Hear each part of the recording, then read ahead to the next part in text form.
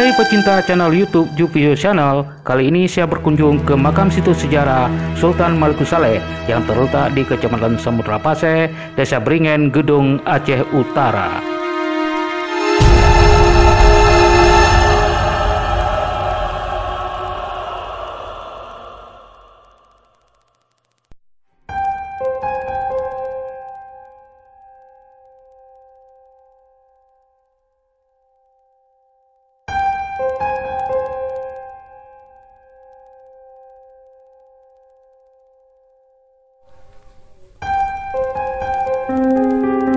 Sultan Malikus Saleh adalah putra keturunan dari 4 maharaja dan menjadi raja pertama pada kerajaan Islam yang memerintah sejak tahun 1267 Masehi di seluruh Nusantara atau Kerajaan Samudra Pasai.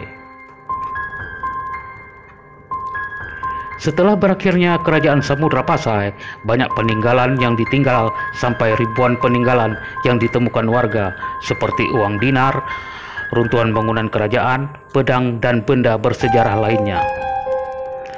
Benda-benda bersejarah ini sebelumnya disimpan oleh pemerintah Aceh di Museum Aceh di Kota Banda Aceh karena Museum Khusus Kerajaan Samudra Pasai belum dibangun semenjak masa konflik RI dengan GAM.